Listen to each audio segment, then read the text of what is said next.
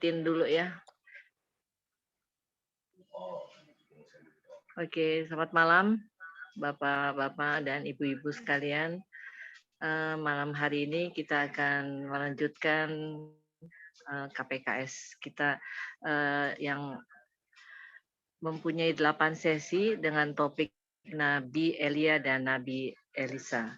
Untuk malam ini kita akan membahas mengenai sesi ketiga, Elia di Gunung Horeb. Untuk itu saya dibantu oleh Pak Indra untuk membuka dengan doa. Silakan Pak Indra. Mari kita satukan hati dalam doa. Demi nama Bapa dan Putra dan Roh Kudus. Amin. Ya Yesus, terima kasih karena kami dapat berkumpul kembali setelah liburan yang panjang ini dengan selamat.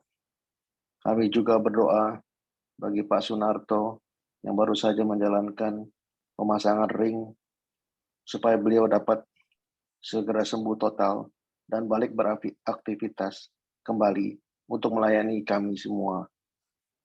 Kami berdoa juga untuk Pak Seto dalam pengajaran malam ini, supaya dapat berjalan dengan lancar, dan juga turunkanlah Roh Kudus-Mu, supaya kami dapat meresapi apa yang diajarkan dan berguna bagi kami semua dalam kehidupan sehari-hari. Terima kasih Yesus, kemuliaan kepada Bapa dan Putra dan Roh Kudus, seperti pada permulaan, sekarang, selalu, dan sepanjang segala abad. Amin. Semoga Bapa dan Putra dan Kudus. Amin.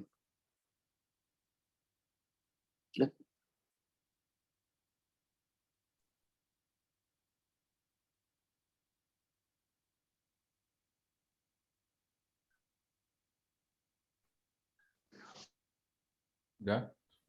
Kedengaran Bu ya? Putus ya? Udah kan? Kedengaran Pak, kedengaran. Kedengaran ya? Oke. Thank you. Baik, selamat malam Ibu, Bapak, dan saudara-saudara. Selamat malam Pak Seto. Selamat malam Pak Seto. Di pertemuan yang malam, lalu kita sudah melihat bagaimana Elia itu berhadapan dengan para nabi Baal. Dengan bahasa yang mungkin ya gampang dipahami, kita melihat kegagahan Nabi Elia gitu ya. Sendirian menghadapi 400 orang Nabi Baal, dan bukan sekedar menghadapi, dalam arti tertentu kita bisa mengatakan Elia mengalahkan mereka. Elia menunjukkan bahwa Yahweh Allah Israel itu benar-benar ada, berkuasa, termasuk memegang kekuasaan yang selama ini dipikirkan ada di tangan Baal, yaitu menguasai langit sehingga bisa menurunkan atau menahan hujan. Dan kemudian Elia juga menunjukkan kemenangan dengan membunuh nabi-nabi Baal itu. Tetapi malam hari ini kita akan melihat ya sisi yang berbeda dari ini Nabi Elia ini. Dia sudah menunjukkan kegagahan, menunjukkan kekuatan Allah ketika berhadapan dengan para nabi Baal. Tapi sekarang dia harus berhadapan dengan putri Isabel yang mendatangkan para nabi itu, yang membuat orang Israel itu menyembah Baal dan meninggalkan Yahweh. Nah, kita akan melihatnya di 1 Raja bab 19. Silahkan Bapak Ibu mempersiapkannya, membuka teksnya.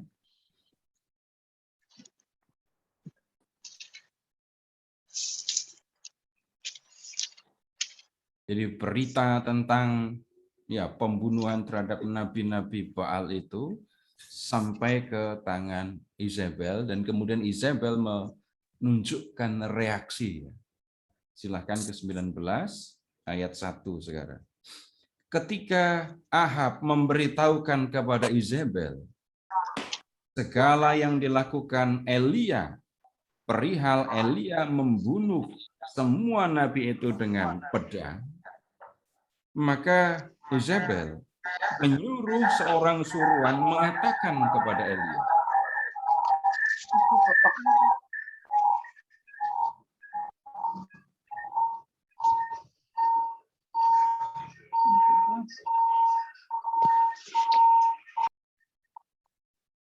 ini lihat apa yang dikatakan Isabel kepada Elia ya.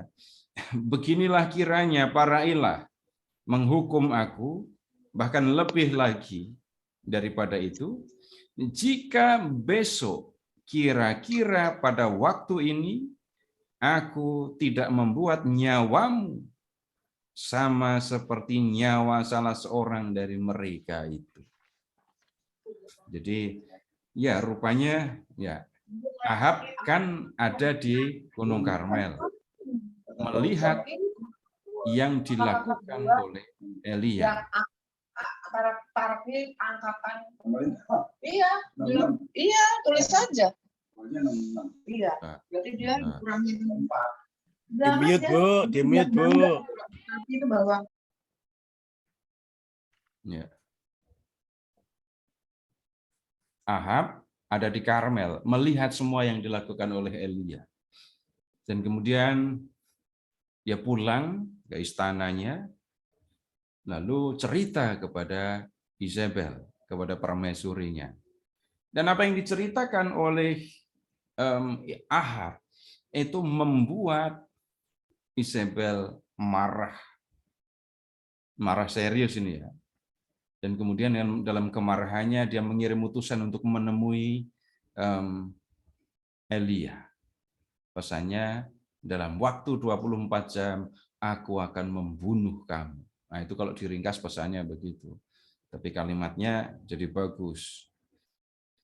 Beginilah kiranya para ilah akan menghukum aku, bahkan lebih daripada itu jika besok kira-kira pada waktu ini, nah, pada waktu yang sama ya, aku tidak membuat nyawamu sama seperti salah seorang dari mereka itu. Sudah jelas, tapi mungkin agak aneh ya. Kenapa Isabel tidak langsung kirim utusan untuk membunuh Elia, tapi kirim pesan dulu ya. Kirim pesan dulu, dalam waktu 24 jam pasti aku akan membunuh kamu. Nah, kemudian Elia yang baru saja menghadapi begitu banyak orang dengan gagah berani, sekarang mengalami ketakutan. Lihat ayat 3. Maka takutlah ia, lalu bangkit dan pergi menyelamatkan nyawanya. Dan setelah sampai ke Beersheba yang termasuk wilayah Yehuda, ia meninggalkan bujangnya di sana. Bapak Ibu tolong membuka peta dulu. Tolong buka peta yang judulnya Kerajaan Israel dan Yehuda.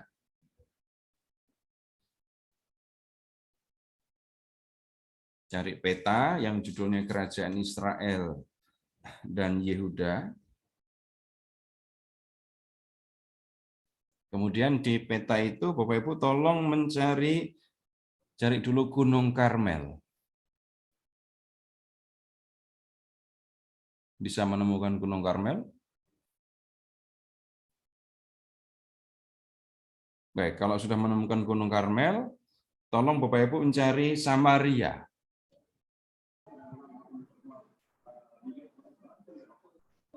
Kemudian di wilayah Israel, dari Samaria, Bapak Ibu ke arah utara, Bapak Ibu cari Yisrael. Ahab itu punya 2 istana ya. Yang satu ada di ibu kota, di Samaria. Kemudian yang kedua ada di Yisrael. Dah. Kemudian sekarang Bapak Ibu silahkan ke arah selatan, masuk ke wilayah Yehuda. Dan setelah masuk wilayah Yehuda, langsung pergi ke selatan, kemudian cari Beersheba.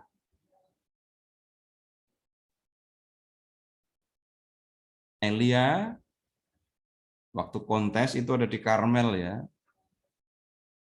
Kemudian ya belum jauh dari situ. Walaupun ada di nggak akan jauh dari wilayah Karmel ya. Kemudian Elia lari sampai ke Beersheba. Nggak tanggung-tanggung larinya kan. dari Karmel, lihat ke arah selatan ke Beersheba. Belum selesai.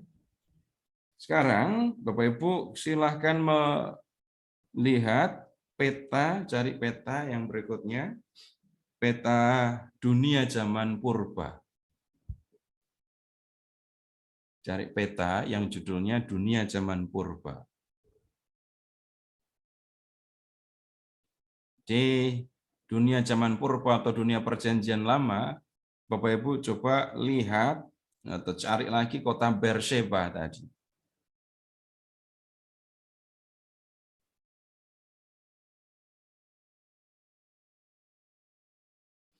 Dari Beersheba ke selatan lagi, dan Bapak Ibu cari Sinai.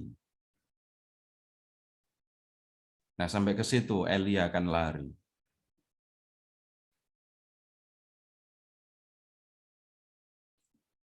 Masih ingat kan, Elia itu orangnya kurus, bisa menaruh kepala, menyembunyikan wajahnya di antara kedua lutut kok.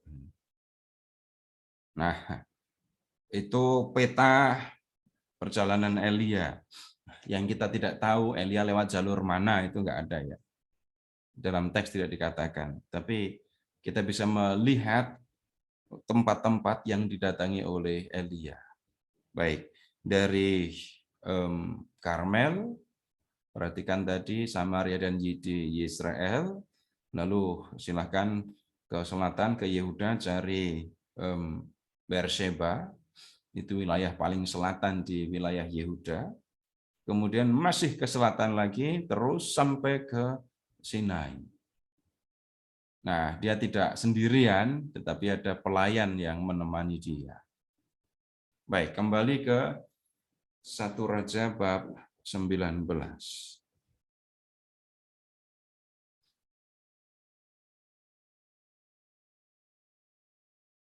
Ini kalau diperhatikan, dipikir-pikir juga, ini kok aneh Elia ini. Setelah dia membunuh ratusan nabi, dia begitu takut. Dan takutnya kepada seorang perempuan, ya memang ini bukan perempuan sembarangan. Karena dia seorang permaisuri yang jelas punya kekuasaan. Nanti minggu depan kita akan lihat bagaimana perempuan ini ternyata lebih berkuasa daripada suaminya yang adalah seorang raja. Tapi itu minggu depan ya. Kenapa Elia begitu takut? Dan kenapa kok lari begitu ya jauh larinya? Ya, sederhananya kita bisa mengatakan, loh, Elia juga mengalami rasa takut untuk mati. Dan dia menghindarkan diri dari ancaman Isabel. Ya tentu Isabel tidak akan melakukan pembunuhan itu dengan tangannya sendiri, tapi akan mengirim tentara atau prajurit untuk membunuh Elia. Tetapi ya, Elia segera lari ke arah selatan sampai ke Beersheba, dan kemudian dia meninggalkan pelayannya di situ. Sudah, kamu tinggal di sini saja. Lalu lihat ayat 4. Tetapi ia sendiri masuk ke padang gurun sehari perjalanan jauhnya, lalu duduk di bawah sebuah pohon ara. Elia masuk. Jadi melanjutkan perjalanan ke arah selatan, masuk ke ini padang gurun. Kemudian di situ kita lihat ada pohon arar. Nggak tahu nih, pohon arar itu pohonnya seperti apa ini. Ketik aja mau nggak? Wah, Notes boleh.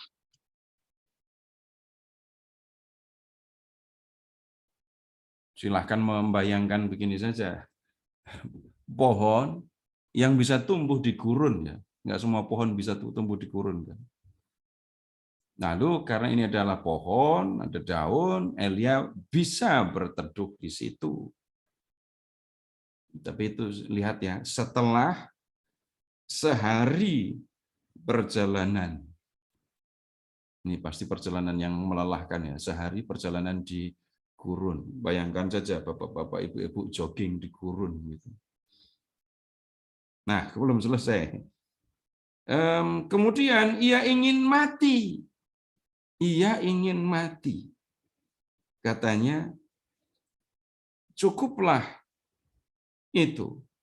Sekarang ya Tuhan, ambillah nyawaku.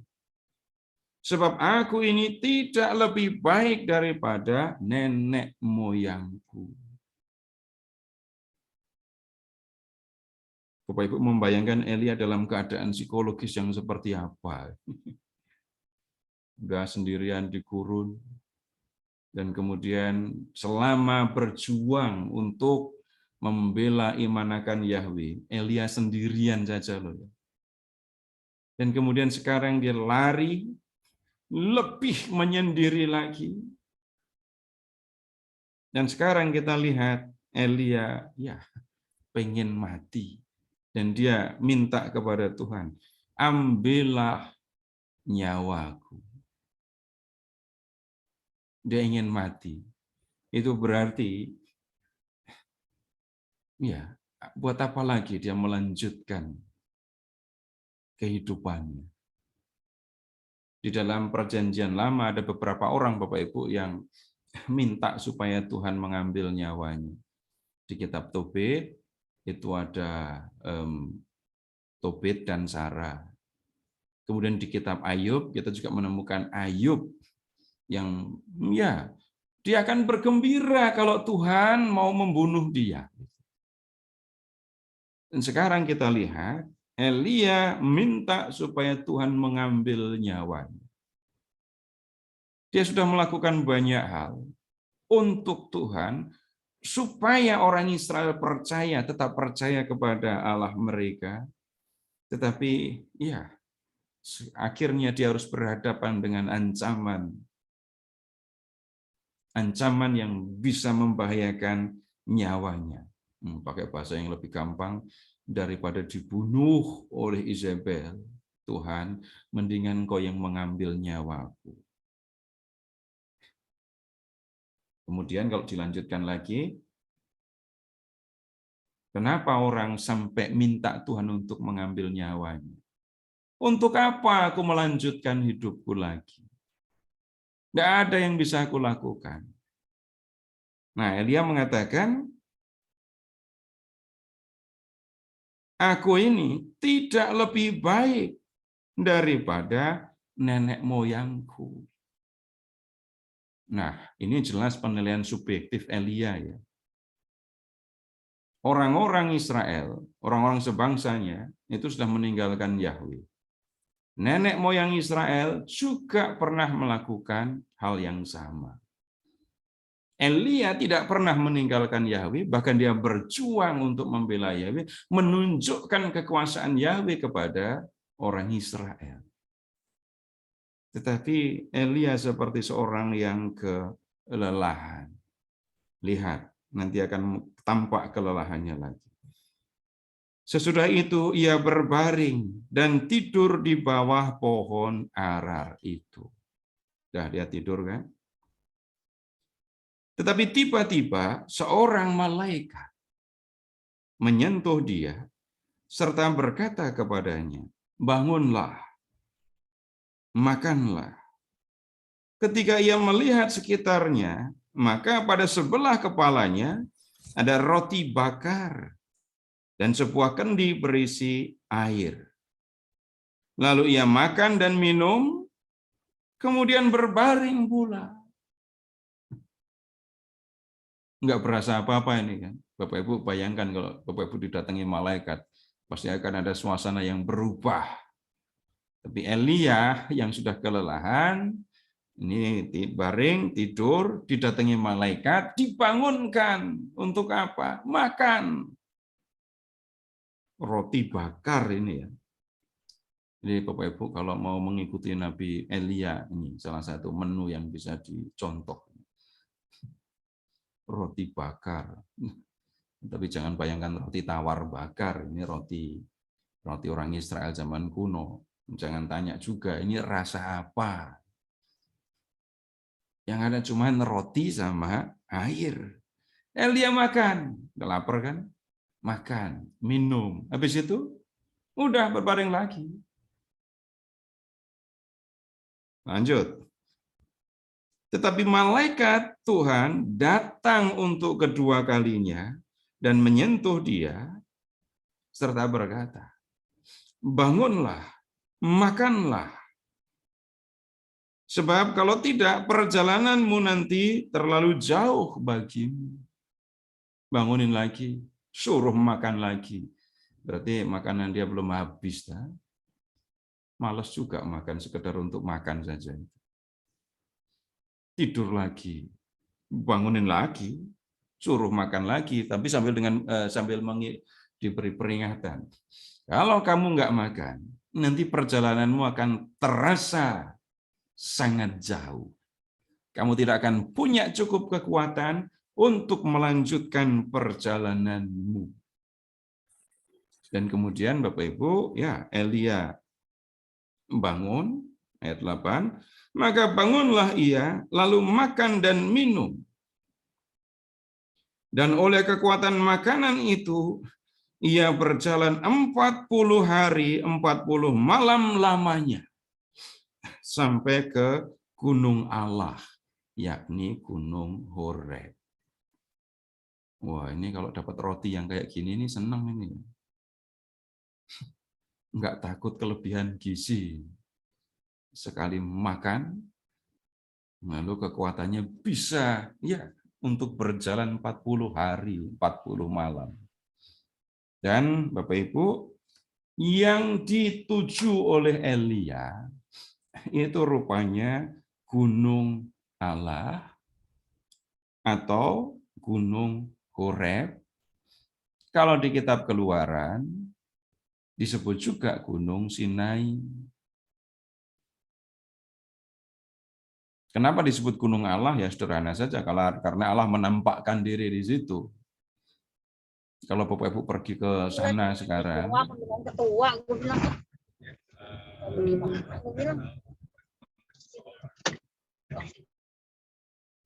kalau Bapak Ibu ke Gunung Horeb atau ke Gunung Sinai sekarang sampai ke puncak, ya nggak akan ketemu Elia, nggak akan ketemu Musa, tapi Bapak Ibu akan ketemu sebuah kapel kecil itu di atasnya. Jadi dulu Yahweh menjumpai Musa di Gunung Horeb. Yahweh menjumpai Musa di gunung itu. Yahweh berbicara kepada orang Israel dari puncak gunung itu. Dan sekarang Elia pergi ke sana. Nah, berikutnya ayat kita lihat ayat 9. Di sana masuklah ia ke dalam sebuah gua dan bermalam di situ. Ya, bermalam di sebuah gua yang ada di Gunung Horeb.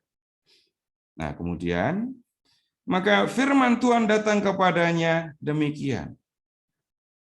Apakah kerjamu di sini, hai Elia? Bapak Ibu, ini pertanyaan apa kayak gini nih coba?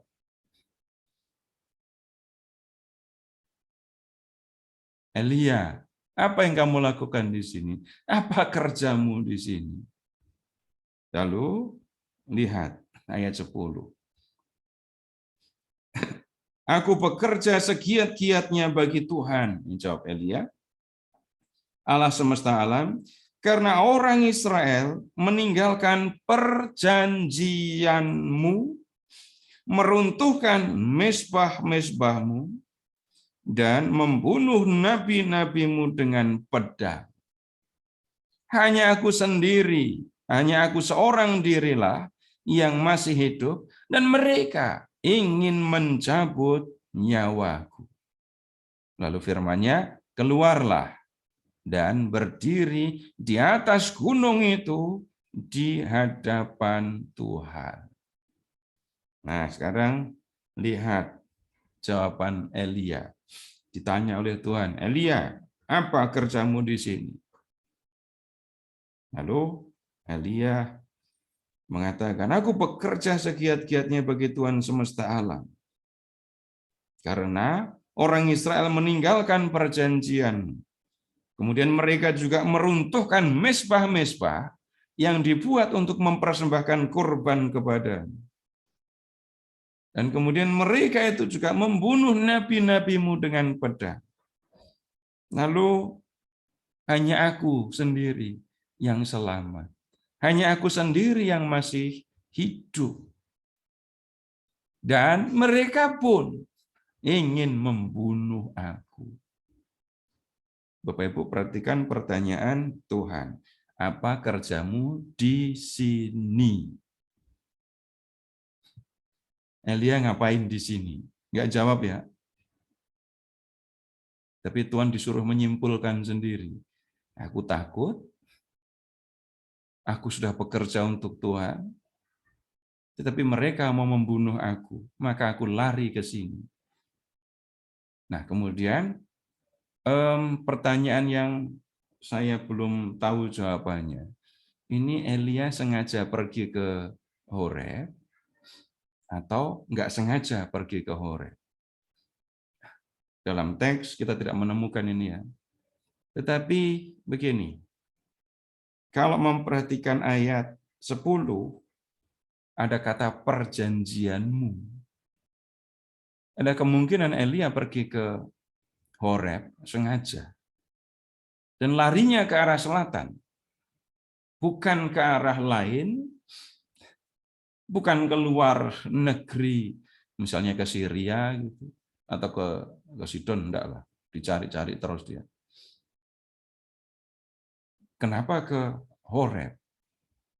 Yang ditemui oleh Elia di zamannya itu adalah orang Israel sudah meninggalkan Yahweh, sudah menyembah Baal, menyembah Asyera. Dan bagi Elia itu hal yang jelas, pelanggaran terhadap perjanjian Sinai. Di Sinai orang Israel sudah mengadakan perjanjian dengan Yahweh. Yahweh sudah mengangkat mereka menjadi umatnya. Dan sejak itu Yahweh menjadi Allah Israel, Israel menjadi umat Yahweh. Tapi yang kemudian terjadi di zaman Elia, mereka meninggalkan Yahweh, padahal dalam perjanjian dulu dikatakan, jangan ada padamu ilah lain di hadapanku. Itu konsekuensi dari perjanjiannya kan.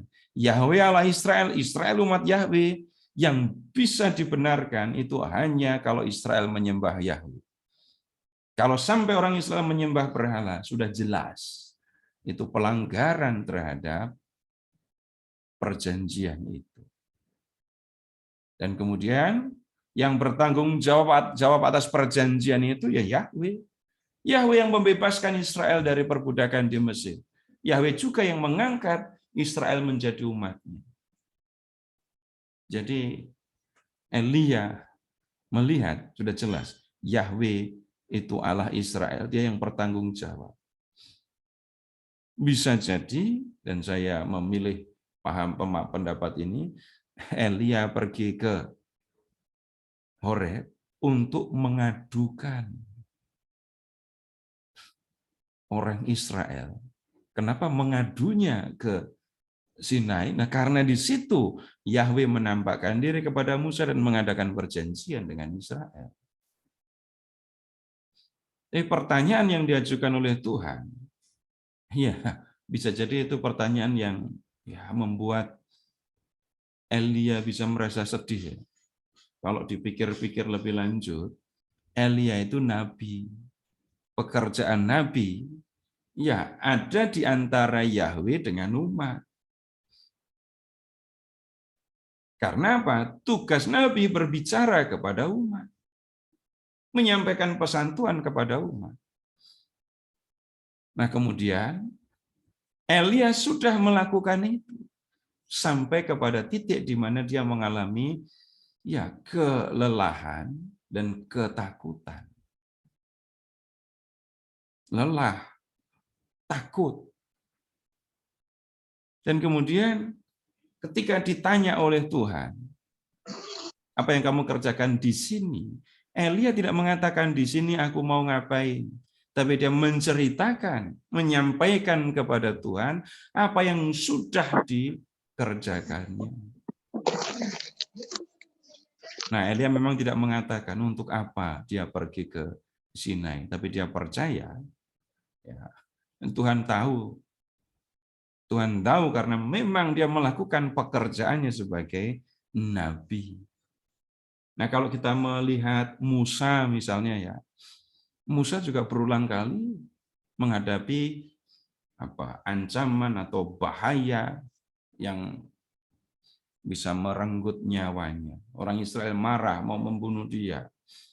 Dan kemudian kalau situasi seperti itu terjadi, Musa juga pergi kepada Tuhan dan mengadukan, menceritakan apa yang dilakukan oleh orang Israel, sekaligus menceritakan apa yang ya dirasakan atau ya ketakutan yang dialaminya itu.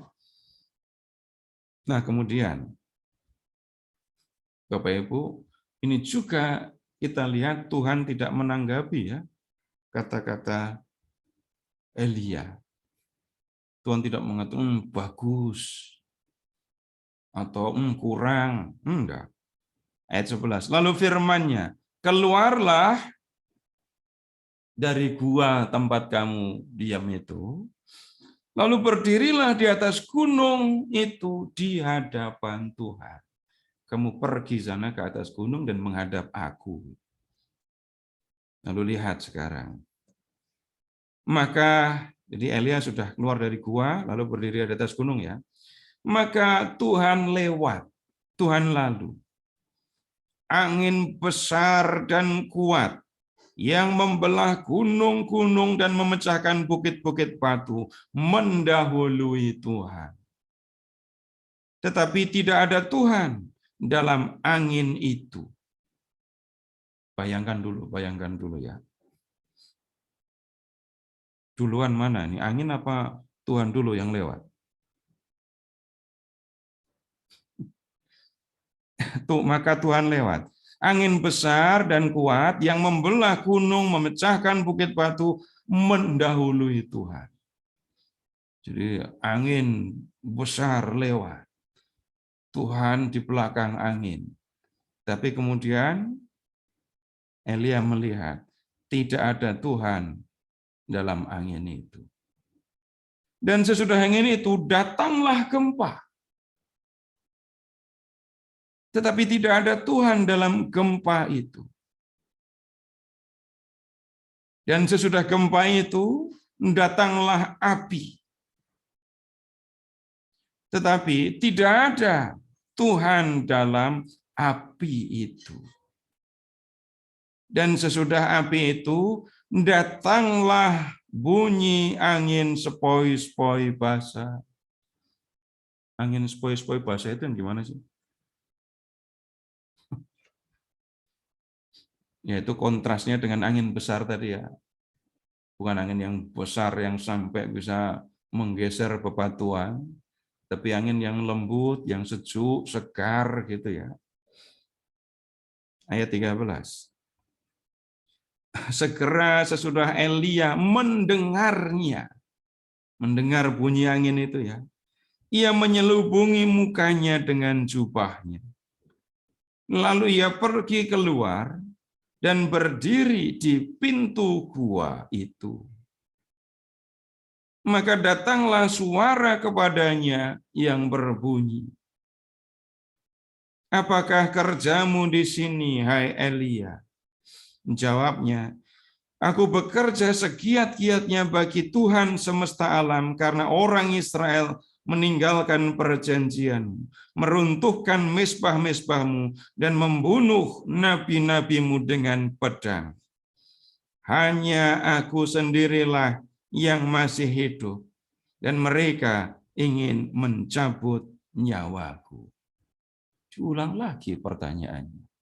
Karena pertanyaannya sama, Elia pun menyampaikan jawaban yang sama juga gitu ya. Jawaban Elia sama.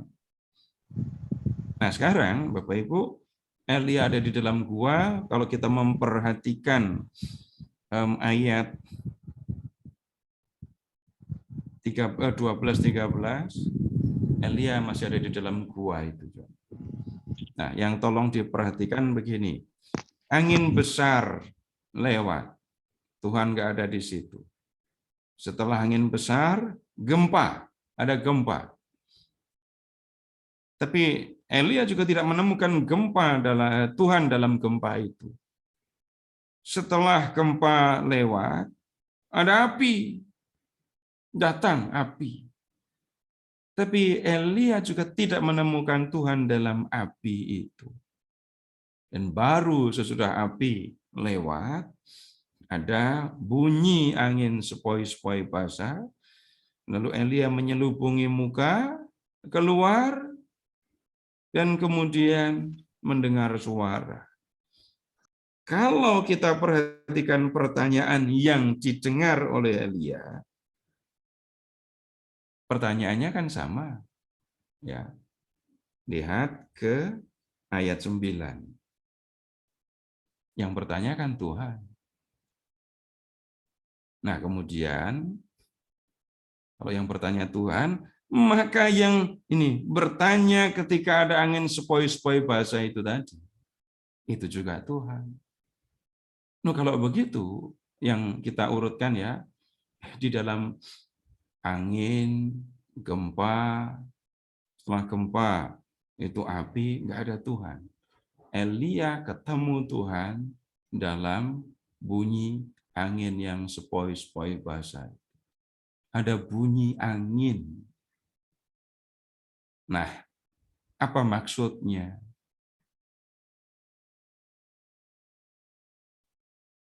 Bapak Ibu, tolong kembali ke Karmel ya. Tolong kembali ke Karmel. Bapak Ibu lihat bagaimana Elia itu melakukan kontes dengan nabi-nabi Baal itu ya. Kemudian Bapak Ibu perhatikan juga ketika Elia membunuh nabi-nabi Baal itu.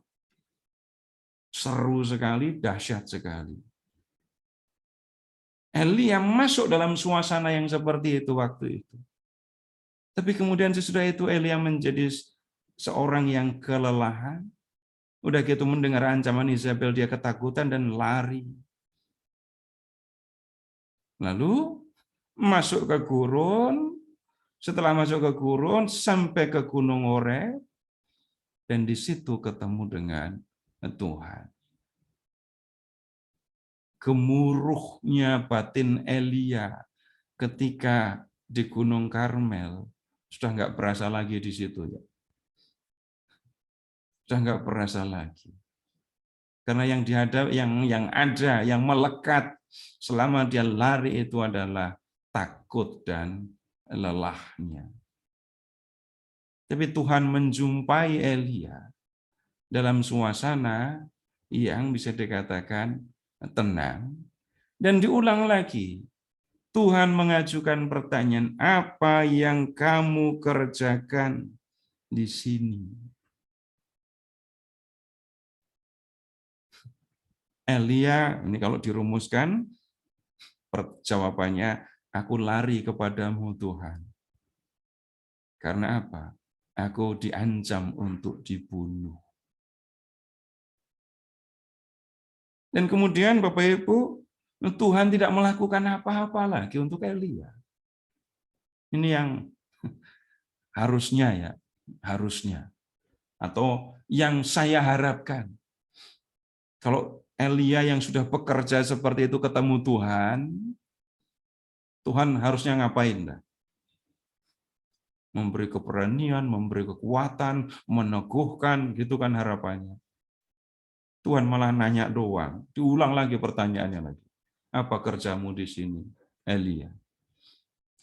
Dan setelah Elia menjawab, menyampaikan jawaban yang sama, Bapak Ibu lihat ke ayat 15.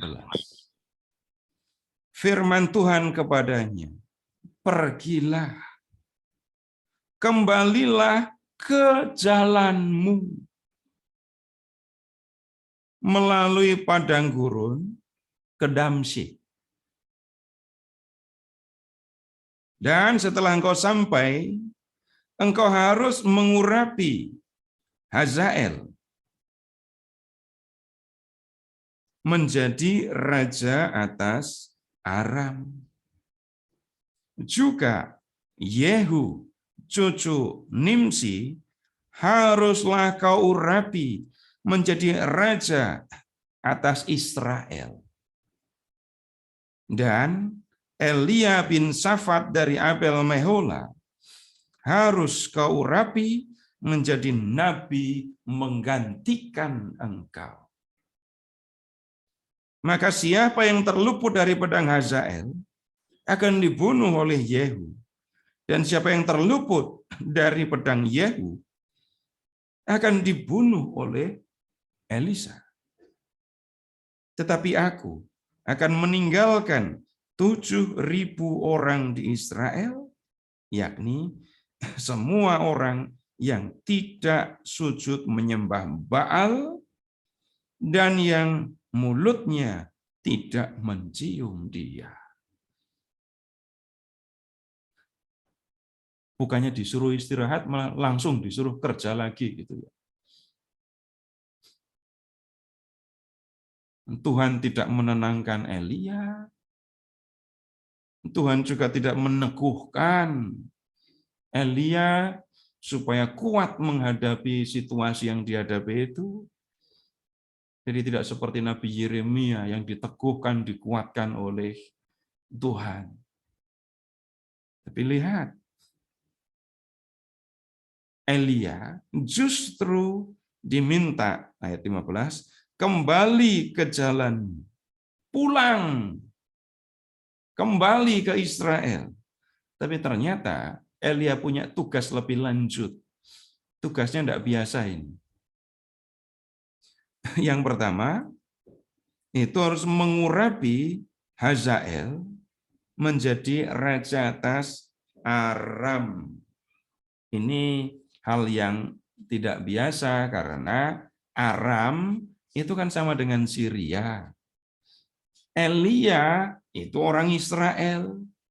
Bagaimana mungkin Tuhan menyuruh Elia mengurapi Raja Aram? Kemudian tugas yang kedua, mengurapi Yehu, mengurapi seorang yang bernama Yehu untuk menjadi raja atas Israel. Menjadi raja atas Israel. Dan yang ketiga, Elia harus mengurapi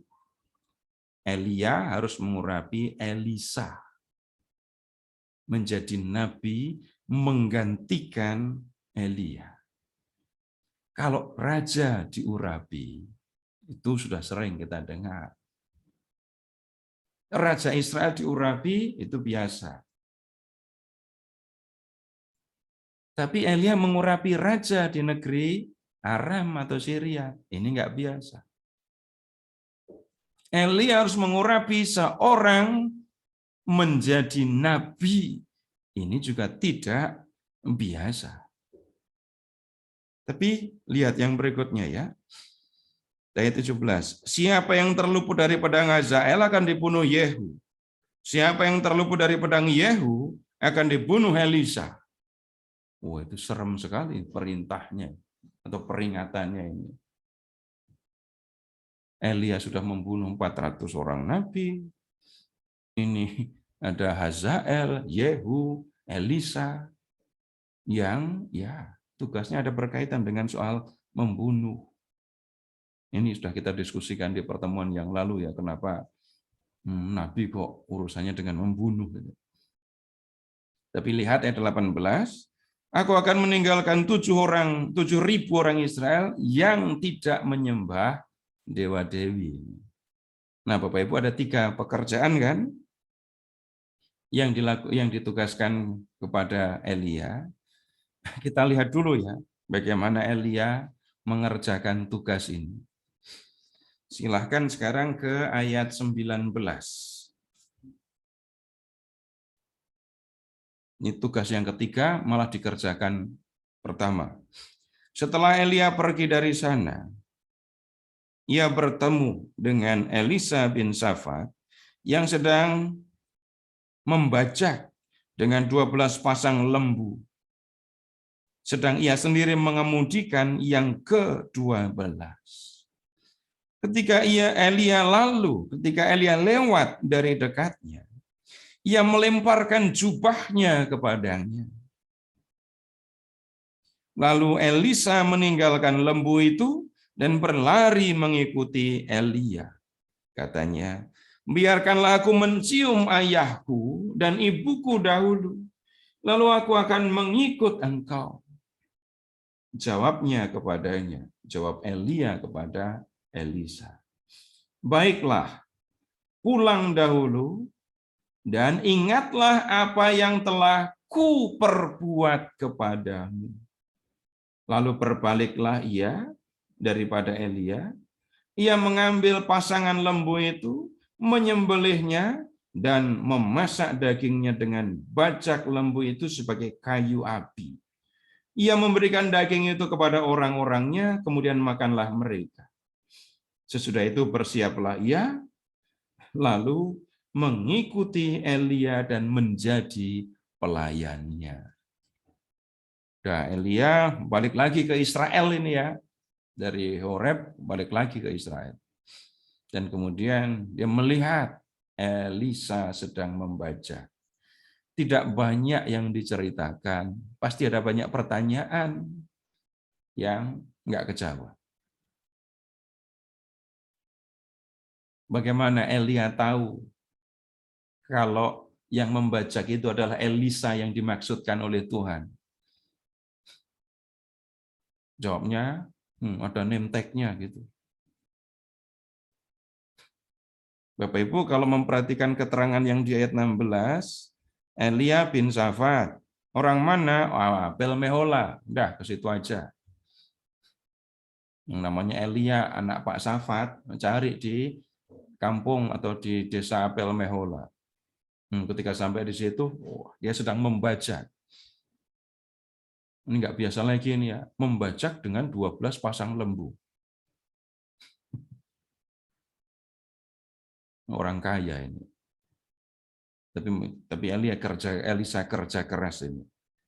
Dan kemudian Elia menggunakan simbol melemparkan jubah kepada Elisa.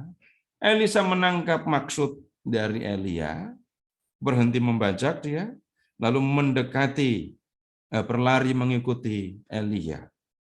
Tapi kemudian, ya Elisa mengatakan, aku akan mengikutimu. Tapi biarkan aku mencium ayahku dan ibuku. Habis itu aku akan mengikuti. Ini kok enggak kayak kata-kata Tuhan Yesus ya. Ketika ada orang yang mau ikut Tuhan Yesus, lalu minta izin untuk pamitan dengan orang tuanya, Tuhan Yesus bilang apa? Ada yang minta supaya menguburkan orang tuanya, ada juga yang minta untuk pamitan dulu. Lalu Tuhan mengatakan barang siapa membaca, nggak boleh nengok ke belakang. Yang mau membajak nengok ke belakang, nggak layak jadi muridku. Nah ini Elia nggak seperti itu rupanya. Udah pulang sana, pamit sama orang tuamu. Tapi ingat ya, jangan kamu lupa apa yang sudah aku perbuat kepadamu. Emangnya apa yang diperbuat Elia kepada Elisa? Melempar jubah tadi doang tuh. Apa artinya Elisa menangkap? Jadi melempar jubah itu rupanya ajakan untuk mengikuti. Nah, kemudian Elia ya sekarang punya teman baru. Orang ini adalah yang disebut oleh Tuhan akan ya menggantikan Elia.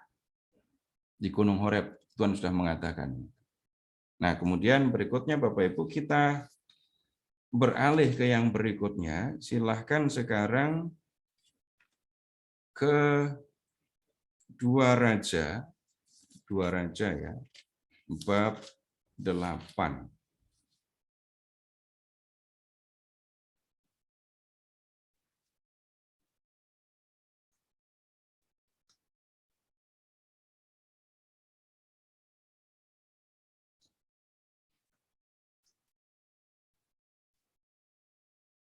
ayat 7. Elisa masuk ke Damsyik. Dan pada waktu itu Ben-Hadad, Raja Aram sedang sakit. Ketika dikabarkan kepada raja, sudah datang abdi Allah kemari, berkatalah ia kepada Hazael, ambillah persembahan, pergilah menyongsong abdi Allah itu dan mintalah petunjuk Yahweh dengan perantaraannya. Sembuhkah aku dari penyakitku? Lalu pergilah Hazael menyongsong dia. Diambilnyalah persembahan berupa segala barang yang indah-indah dari Damsyik sebanyak muatan 40 ekor unta. Banyak sekali persembahannya. Sesudah itu, tampillah ia ke depan Elisa dan berkata, anakmu Ben-Hadad, Raja Aram, menyuruh aku menanyakan kepadamu, apakah aku akan sembuh dari penyakit ini? Jawab Elisa kepadanya, pergilah dan katakanlah kepadanya, pastilah engkau sembuh. Namun demikian, Tuhan telah memperlihatkan kepadaku bahwa ia pasti mati dibunuh. Elisa menatap dengan lama ke depan, lalu menangislah abdi Allah itu. Hazael berkata, mengapa tuanku menangis? Jawab Elisa, sebab aku tahu bagaimana malapetaka yang akan kau lakukan kepada orang Israel. Kotanya yang berkubu akan kau campakkan ke dalam api, terunanya akan kau bunuh dengan pedang, bayinya akan kau remukkan, dan perempuannya yang mengandung akan kau belah. Sesudah itu berkatalah Hazael, tetapi apakah hambamu ini yang tidak lain dari anjing saja, sehingga ia dapat melakukan hal sehebat itu? Jawab Elisa, Yahweh telah memperlihatkan kepadaku bahwa engkau akan menjadi raja atas Aram. Lalu ia pergi dan meninggalkan Elisa, dan setelah ia sampai kepada tuannya, berkatalah raja kepadanya, apakah yang dikatakan Elisa kepadamu? Jawabnya, ia berkata kepadaku bahwa pastilah engkau sembuh. Tetapi keesokan harinya ia mengambil sehelai selimut yang telah dicelupkannya ke dalam air dan membentangkannya ke atas muka raja.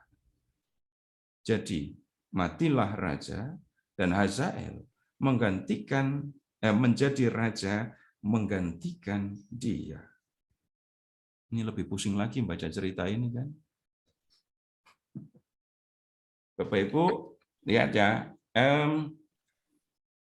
tugas untuk mengurapi Hazael tidak bisa dilakukan oleh Elia. Kenapa? Sebelum Elia bisa melakukan tugas itu, di 2 Raja bab 2, Elia sudah diangkat ke surga. Jadi yang baru dikerjakan itu mengangkat Elisa menjadi penggantinya. Nah, kemudian tugas untuk mengurapi Hazael itu dilakukan oleh Elisa. Tapi pengurapannya ternyata tidak seperti yang diharapkan. Waktu itu dikatakan di Aram yang berkuasa itu adalah Ben-Hadad. Ben-Hadad sakit. Lalu Hazael diminta untuk bertanya kepada Elisa. Dia akan sembuh apa enggak? Tapi Elisa mengatakan, kamu akan sembuh. Tapi kamu akan dibunuh. Ben-Hadad akan sembuh dari sakitnya. Tapi dia akan dibunuh. Dan ternyata yang membunuh siapa? Membunuhnya gampang sekali itu ya. Hanya dengan mengambil sehelai selimut yang telah dicelupkan ke dalam air, lalu dibentangkan ke atas muka. Rajanya sakit parah ini, sampai nggak kuat ngangkat tangan. Jadi ditaruh kain basah saja, udah nggak bisa bernafas. Dan sesudah itu, ya, Hazael yang tadi diminta untuk menemui Elisa menggantikan dia jadi raja. Nah, kemudian lanjut sekarang ke bab 9, 2 Raja bab 9 sekarang. 2 Raja bab 9, mulai dari ayat 1.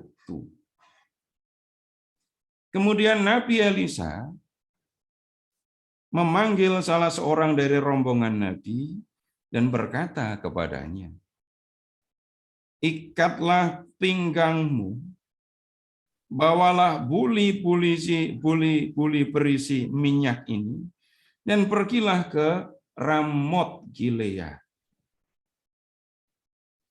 Apabila engkau sampai ke sana, carilah Yehu bin Yosafat bin Nimsi, masuklah, ajaklah dia bangkit dari tengah-tengah temannya, dan bawalah dia ke ruang dalam. Kemudian ambillah buli-buli berisi minyak itu, lalu tuangkan isinya ke atas kepalanya dan berkata, beginilah firman Tuhan, telah kuurapi engkau menjadi raja atas Israel.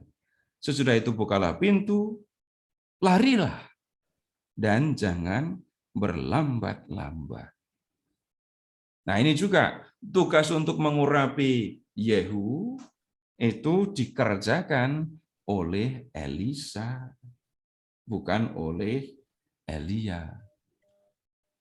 Nah, nanti baru di pertemuan berikutnya kita akan melihat sepak terjang Yehu yang bisa jadi sangat menakutkan. Ini Nabi Elia, Elisa, ini suasana di sekitarnya itu kok penuh dengan darah.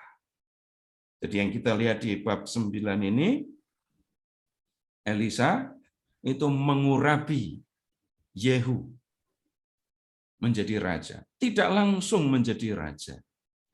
Dia akan melakukan kudeta, sehingga dia kemudian menjadi raja. Nah, Bapak Ibu, sampai di sini dulu. Silahkan kalau ada yang mau disampaikan.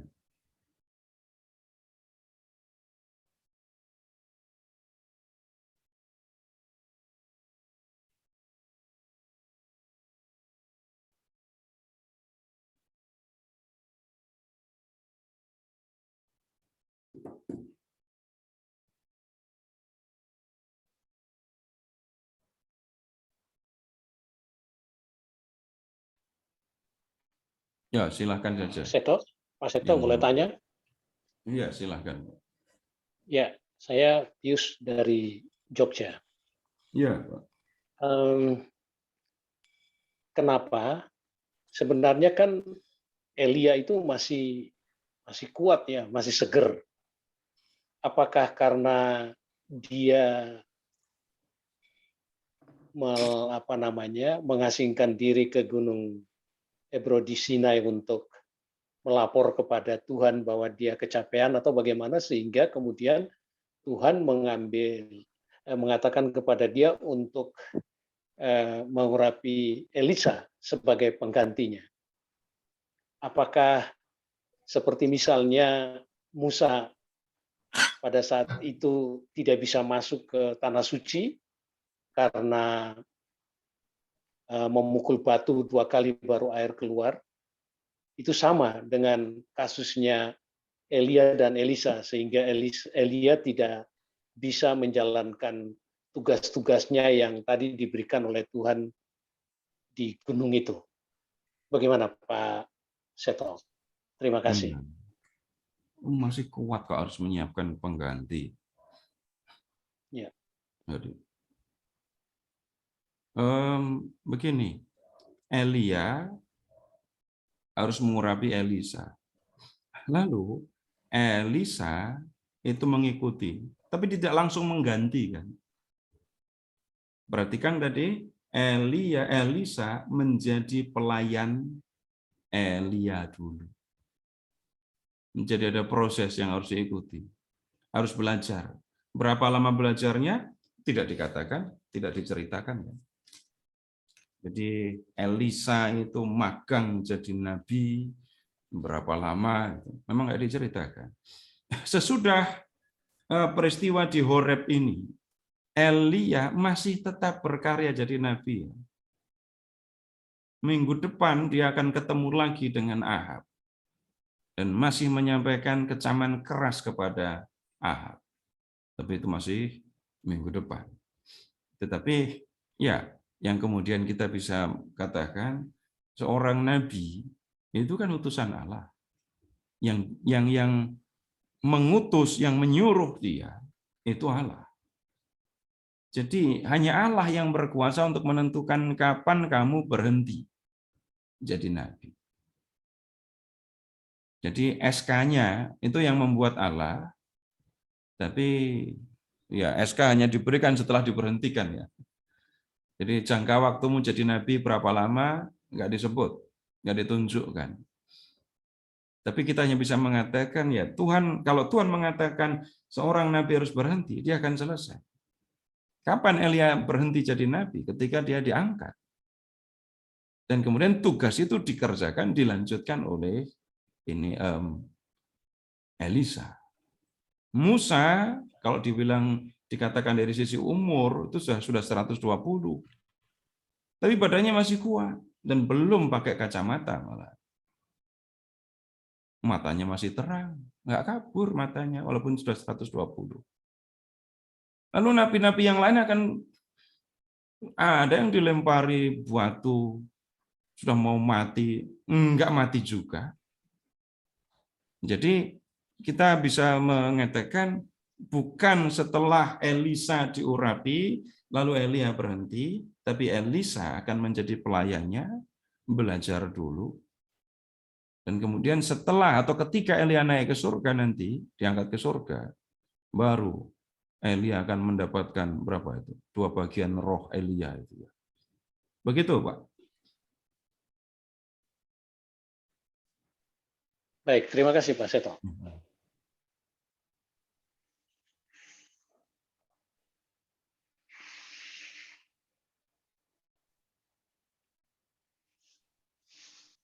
Masih ada lagi, silahkan. Selamat malam, Pak. Ya, selamat malam, Pak. Pak, mau melanjutkan pertanyaan saya 2 minggu yang lalu, Pak. Dalam peristiwa transfiguratif, Yesus dipermuliakan di bukit. Yesus kan ketemu Musa dan Elia. Tapi kalau itu dinamakan memenuhi nubuat Maleaki, Yesus sendiri menyatakan sosok Elia ada pada Yohanes Pembaptis. Lalu saya menanyakan, apakah sosok Elia nampak bersama Musa ketemu Yesus itu karena Elia itu boleh dikatakan nabi rating kedua setelah Musa. Dan Pak Seto menjawab, keduanya dipanggil Tuhan ke Gunung Sinai. Dan saya malam hari ini, saya mencoba mencari benang merahnya. Apakah Yesus dimuliakan di bukit itu ketemu Musa dan Elia itu karena kedua nabi besar itu juga bertemu dengan Allah sendiri di Gunung Sinai. Apakah itu benar atau harus diperbaiki? Itu jawabannya. Jadi kenapa Jadi benang merahnya di situ, Pak, ya? Kenapa? Benang merahnya di situ ya. 2 nabi itu ketemu Yahweh di Gunung Sinai gitu. Jadi di Yerusalem dia pun ketemu dengan firman Allah sendiri dalam diri Tuhan Yesus. Nah, nanti akan menjadi lebih jelas kalau begitu Yesus itu siapa. Ya.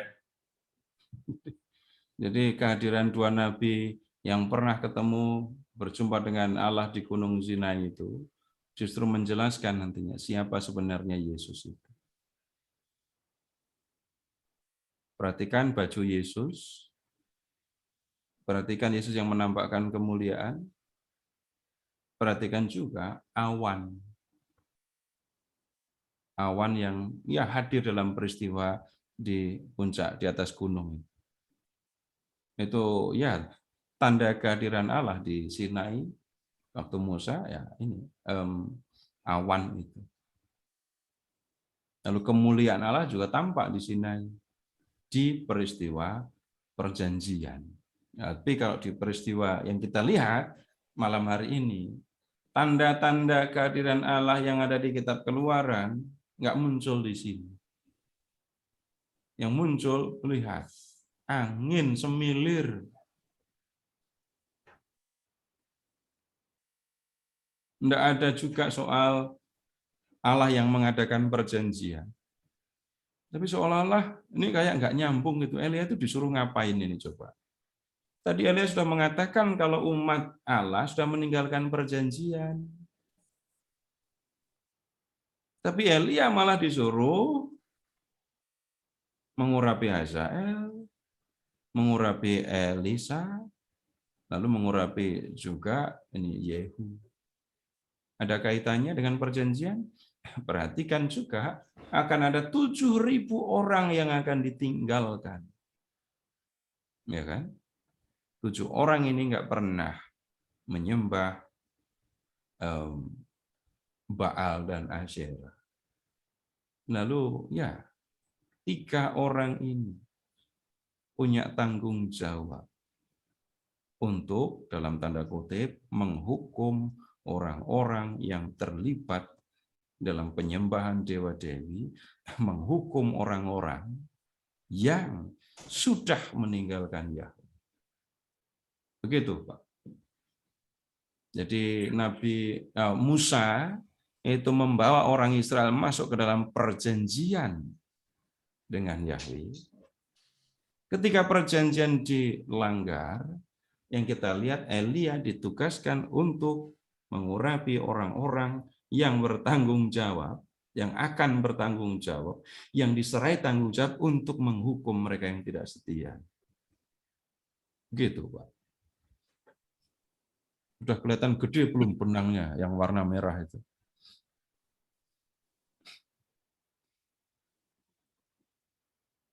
Ada lagi? Ya, saya ada pertanyaan Pak Sito. Silahkan, Pak.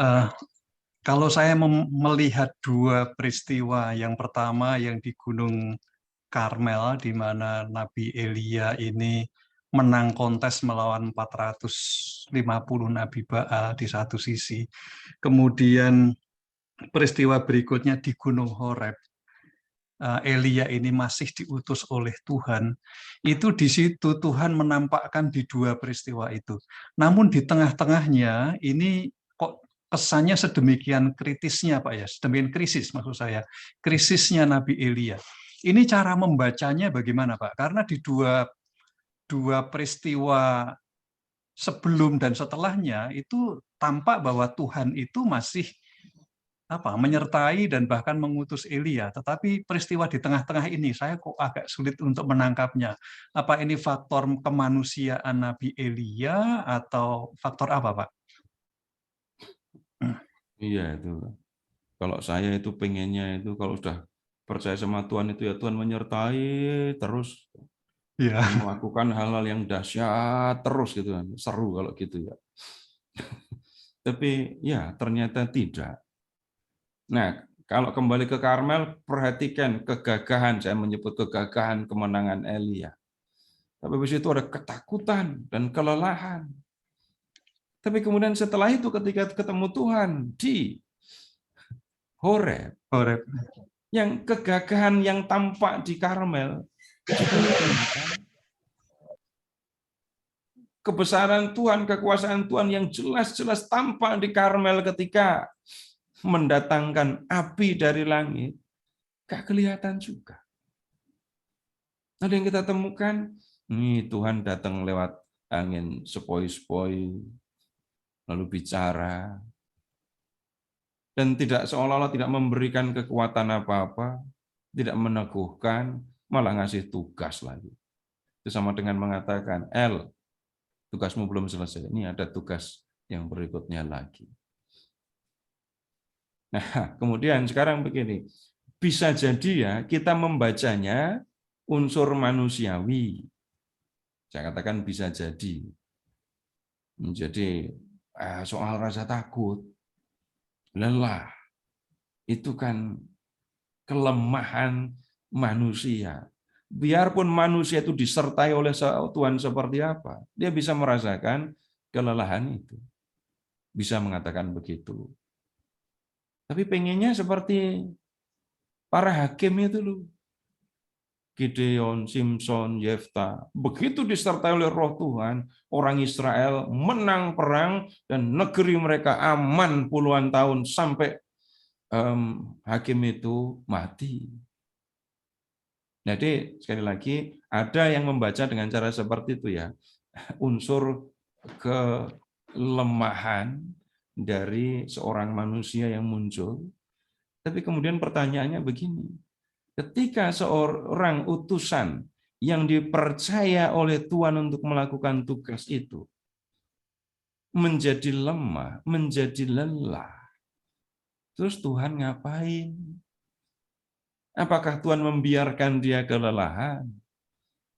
Apakah Tuhan kemudian ya mengatakan, ya wajar dong kamu lelah, yang tugasmu kayak gitu kok. Tapi Tuhan diam saja. Nah, agak sulit juga menerima yang seperti ini. Kemudian yang berikutnya, terus bagaimana? Masih pertanyaan masih sama. Terus bagaimana memahami, membaca ini krisis yang dihadapi oleh Elia ini? Saya mengajak Bapak Ibu untuk mengingat. Bapak Ibu pernah mengalami ketakutan yang besar, ketakutan yang benar-benar takut. Kalau perlu, ketakutan yang bisa mengancam karir, mengancam usaha, bahkan mengancam nyawa, mengancam keluarga, itu takut. Atau itu rumahnya digedor-gedor karena didatangi debt collector. Kalau orang percaya kepada Tuhan, kalau takut itu berdoa kan ya. Dan percaya Tuhan menyertai. Tapi tolong mengingat ya, setelah berdoa, apakah rasa takut hilang? Apakah begitu berdoa selesai, semua yang membuat saya takut itu langsung berubah? Kalau ada doa yang seperti itu, pasti kita akan senang sekali gitu ya. Tapi dalam banyak kesempatan nggak seperti itu. Kurang apa saya berdoa? Emangnya Tuhan nggak ngelihat apa ketika saya berdoa itu tangan saya sampai gemeter kayak gini? Tapi kemudian tetap saja rasa takut masih ada. Bahkan perlu waktu yang bisa jadi agak lama untuk jadi tenang. Pertanyaan berikutnya lagi, itu rasa takut itu munculnya dari mana? Bapak Ibu kalau mau takut mikir dulu apa enggak? Setelah melihat A, B, C, memperhatikan fakta A, B, C, lalu saya menyimpulkan, oh kalau begitu saya harus takut. Enggak muncul begitu rasa takut kan? Kalau mau membuat hitungan begitu bisa. Tapi takut, nggak bisa diatasi dengan cara seperti itu. Yang muncul, tahu-tahu muncul saja. Bahkan pikiran menjadi kacau ketika rasa takut itu muncul. Ada sesuatu yang tampak mengancam, akan bisa merepotkan, mengganggu saya. Lalu ya rasa takut itu muncul. Ketika rasa takut muncul, saya mulai berpikir sana-sini, tapi sampai pikiran saya kelelahan pun rasa takut belum akan lewat. Dan kalau orang menghadapi ketakutan, apa yang bisa dikerjakan? Rasa takut bisa hilang kalau bersama dengan saya ada kekuatan yang sanggup mengalahkan semua hal yang membuat saya takut. Nah, begitu kan ya. Misalnya didatangi begal. Ya saya nggak takut dong di belakang saya ada anggota Kopassus 10 orang. Misalnya gitu ya. Saya dikawal sama tentara 10 orang ngadepi begal. Ya nggak takut. Kenapa? Saya yakin yang awal saya lebih kuat. Itu bisa rasa takut kemudian hilang. Rasa takut juga bisa hilang kalau ini menjauhkan diri dari hal-hal yang membuat takut. Kalau mau pakai bahasa negatif tapi ya lari dari masalah. Nah, itu kan takutnya hilang.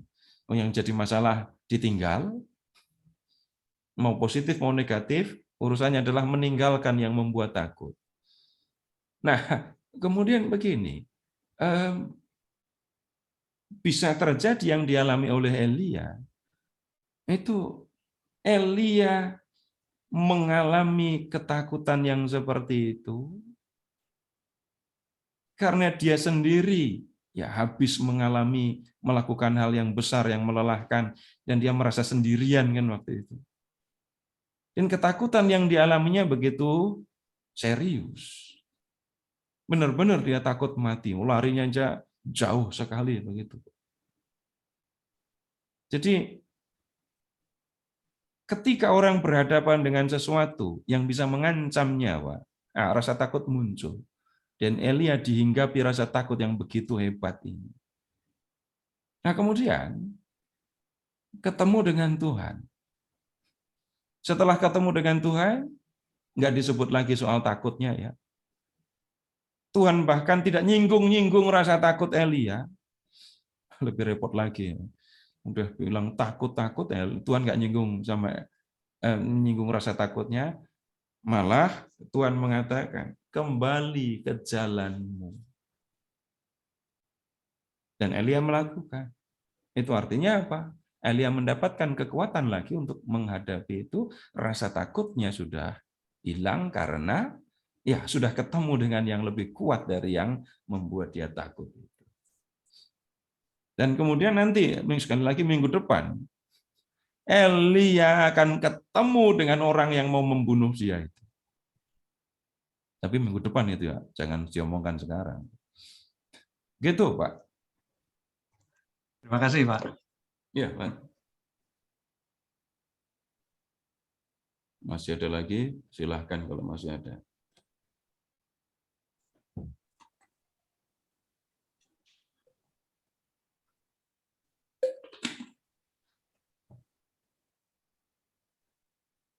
Baik, kalau tidak ada, kita lanjut. Sekarang kita lihat beberapa hal yang kita bisa belajar dari Nabi Elia. Dan ini sebagian saya... Oh, ya, silahkan. Pak Seto, maaf, interupsi sebentar, Pak. Pak Seto, dengan pemahaman yang Bapak sampaikan tadi, Pak, artinya bangsa Yahudi saat ini kan masih menunggu Mesias. Nah, lalu nubuat Nabi mereka kan juga mengatakan sebelum datangnya Mesias, Elia akan mendahului sebelum datangnya hari Tuhan yang hebat dan dahsyat itu. Jadi artinya, apakah bangsa Yahudi sekarang ini menunggu Mesias, juga dia menunggu Elia? Terima kasih. Iya, sebenarnya saya tidak, kalau mau jujur, saya nggak paham banyak tentang orang Yahudi sekarang. Dan kemudian juga saya juga tidak terlalu melihat apa gunanya mempelajari keyakinan orang Yahudi yang sekarang. Jadi saya nggak mempelajari itu karena urusannya dengan Yahudi yang sekarang ini. Lalu begini, terlalu banyak. Jadi apakah semua yang ada di dalam perjanjian lama, apakah semua yang ada di perjanjian lama, keyakinan mereka, pengharapan mereka, itu kalau dirunut atau orang Yahudi yang sekarang diminta menunjukkan, itu apakah semua yang ada di perjanjian lama menjadi bagian dari kepercayaan mereka? Agak repot itu. Jadi harus belajar tentang keyahudian yang sekarang. Tapi kalau belajar keyahudian yang sekarang, Bapak Ibu, gini itu juga. Ada perjanjian lama kan?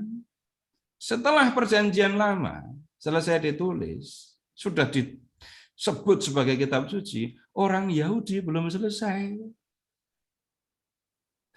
Lalu mereka masih mengajarkan Taurat dengan cara mereka, kemudian itu menjadi tulisan. Jadilah tulisan para rabi yang panjang lebar, lebih panjang lagi. Jadi tidak dari perjanjian lama menjadi keyakinan orang Yahudi sekarang, itu repotnya. Dari perjanjian lama masih muncul Targum, Talmud, lalu kemudian, nah yang sekarang ini yang bagaimana? Catatan yang lain lagi. Di antara orang Yahudi, jangan berpikir mereka punya struktur seperti Gereja Katolik ya. Maksud saya, apakah Bapak Ibu pernah mendengar pemimpin tertinggi agama Yahudi? Nggak ada kan? Nggak ada. Nah, para rabi yang ada sekarang, satu dengan yang lain, memangnya pada rukun? Ya ada yang rukun, tapi perkara ajaran, perkara keyakinan, apakah mereka satu? Ada yang dipercaya oleh semua, maka mereka disebut Yahudi. Tetapi secara rinci, yang satu dengan yang lain juga berbeda. Nah, yang kita lihat di dalam perjanjian baru, itu begini. Para pengikut Yesus itu sudah menyebut Yesus sebagai Tuhan, dan Dia yang akan datang untuk menghakimi. Nah, kemudian berikutnya mereka percaya Yesus kan? Terus kenapa kok ada Yohanes? Bagaimana menjelaskan siapa Yohanes? Bagaimana menjelaskan apa yang dikerjakan oleh Yohanes? Para pengikut Yesus nengok ke perjanjian lama. Dan yang mereka temukan adalah kitab Nabi Yesaya. Dia adalah suara yang berseru di padang gurun. Kemudian yang kedua yang mereka temukan, itu adalah kitab Maleaki yang mengatakan sebelum hari Tuhan datang, Elia akan datang dulu untuk mengembalikan hati Bapa kepada anak-anak dan sebaliknya. Jadi keterangan tentang Yohanes Pembaptis itu satu dari Yesaya, suara yang berseru di padang gurun, dan yang kedua Elia. Begitu cara membacanya, Pak. Jadi saya tidak berani untuk menariknya sampai ke kepercayaan orang Yahudi sekarang karena memang saya nggak tahu. Tapi untuk mengatakan saya nggak tahu, saya ngomong banyak dulu. Ya, begitu. Terima kasih. Ya, Ya, terima kasih, Pak. Baik, sekarang belajar dari Elia. Jadi yang sebagian tadi kita belajar tentang soal takut. Dan itu saya gunakan tadi, saya sampaikan menjawab pertanyaan Pak Gus tadi. Baik, lanjut aja ngomong tentang takut. Tentang takut. Bapak Ibu tolong mengingat, Yesus yang takut juga. Tapi sebelum Yesus takut, Bapak Ibu perhatikan para murid yang ketakutan. Kapan para murid takut? Ketika mereka ada dalam perahu, perahu mereka dihantam badai, perahu mereka mau tenggelam. Dan kemudian, ya, mereka harus menimba air, mereka membangunkan Yesus. Guru, engkau tidak peduli kalau kita binasa. Kemudian Yesus membentak angin, bentak danau, angin reda, danau tenang. Lalu ya, murid-murid Yesus takut lagi. Takut yang pertama itu karena badai, takut yang kedua karena ngelihat Yesus yang bisa nyuruh angin diam. Lalu Yesus menegur mereka, kenapa kamu begitu takut? Kenapa kamu tidak percaya? Kamu tidak percaya, makanya kamu takut. Waktu itu, ingat ya, para murid ketakutan, Yesus tidur. Situasi berbalik waktu di Getsemani. Yang ketakutan siapa? Tuhan Yesus. Yang tidur siapa? Para murid. Yesus benar-benar takut. Sampai nih yang tidur aja dibangunin. Masa kamu nggak tahan sih, cuma berjaga sejam saja. Ini udah bangun, tapi sudah dibangunin tidur lagi. Situasi berbalik dengan yang ada di danau tadi kan. Untung para murid nggak jawab. Waktu di danau itu kamu bilang, mengapa kamu begitu takut? Kamu yang nggak percaya. Sekarang kami tidur dan kau takut. Kamu nggak percaya ya? Para murid nggak ngomong begitu loh ya. Jangan dilanjutkan pembicaraannya. Tapi ya itu pernah membuat saya sangat pusing memikirkan itu. Kenapa Tuhan Yesus mengalami hal yang seperti itu? Yang membuat Yesus malam itu takut apa? Bayangkan, Yesus harus menyerahkan diri, membiarkan diri, jatuh ke tangan orang-orang yang membenci dia, dan kebenciannya level 10.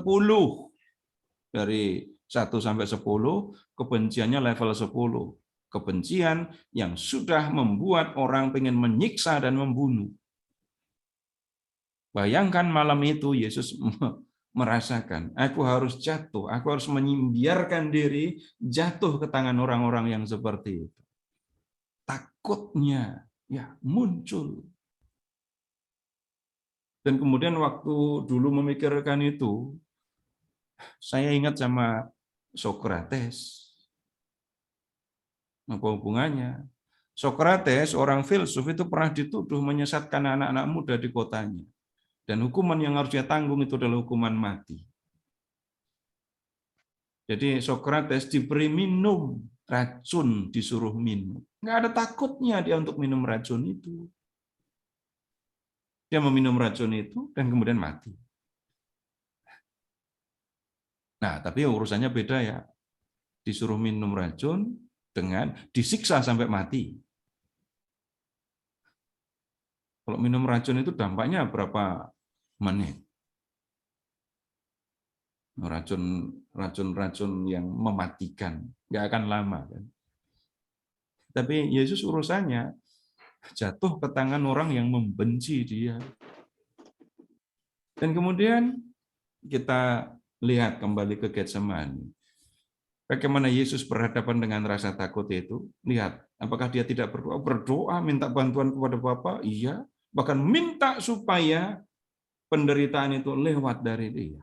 Enggak usahlah saya menderita. Bapa Maha Kuasa bisa melakukan yang dikehendaki.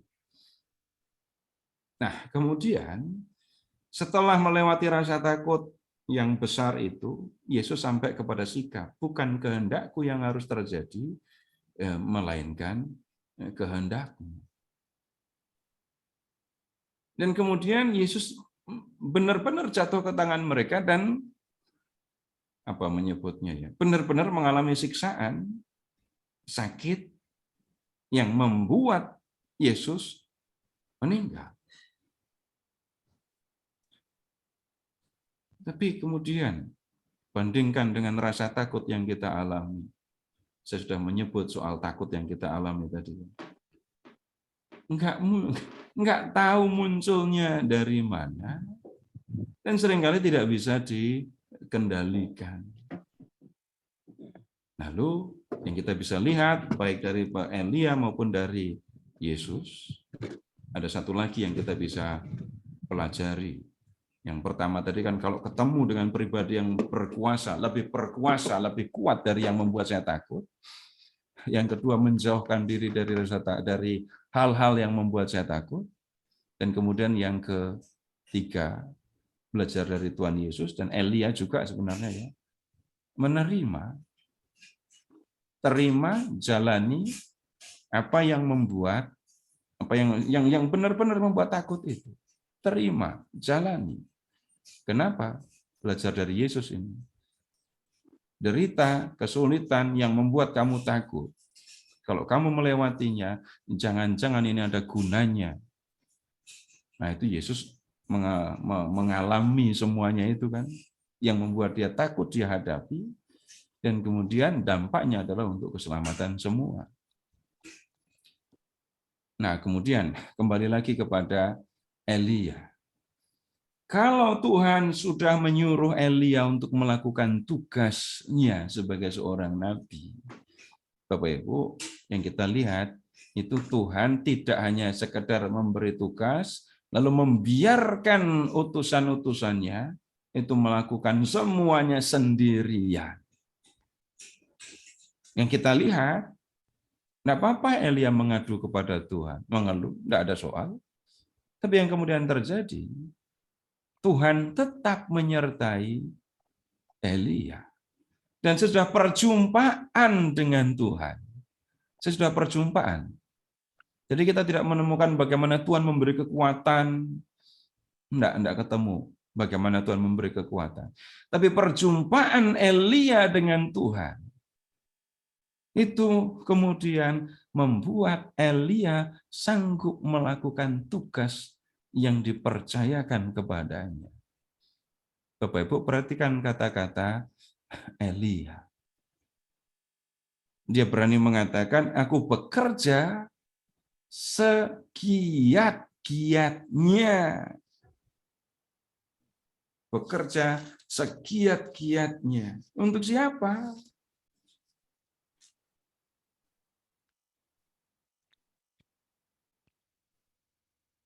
Untuk Tuhan.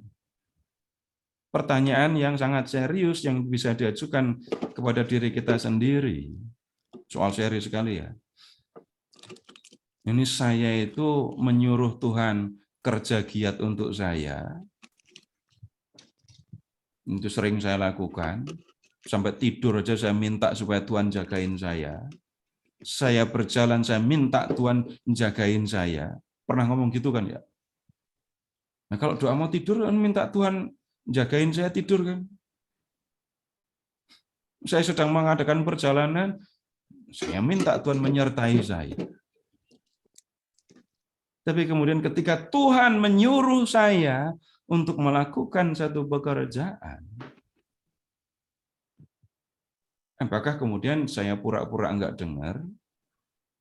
Atau saya mengerjakannya ala kadarnya? Belajar dari Elia, aku bekerja segiat-giatnya bagi Tuhan. Bekerja segiat-giatnya bagi Tuhan. Bekerja giat bagi Tuhan untuk zaman Elia dengan zaman sekarang, itu sudah dua hal yang berbeda ya. Bapak Ibu nggak ketemu dengan nabi-nabi Baal. Tapi Bapak Ibu perhatikan situasi yang ada di sekitar, lalu dengarkan apa yang dikehendaki Tuhan untuk dikerjakan. Tidak bisa saya menunjukkan kepada Bapak Ibu, ini Pak Agus, ini yang harus dikerjakan. Ini Tuhan bilang ke Pak Agus, ini yang harus kamu kerjakan. Tidak bisa, saya bukan bagian saya untuk mengatakan itu. Saya sendiri dengan Tuhan yang bisa berdiskusi, yang bisa berbicara, saya bisa mendengar. Sekali lagi, dengan mendengar, memperhatikan, kemudian saya melakukan pekerjaan untuk Tuhan, bukan asal-asalan, bukan sekedar, tapi sungguh-sungguh mengerjakannya.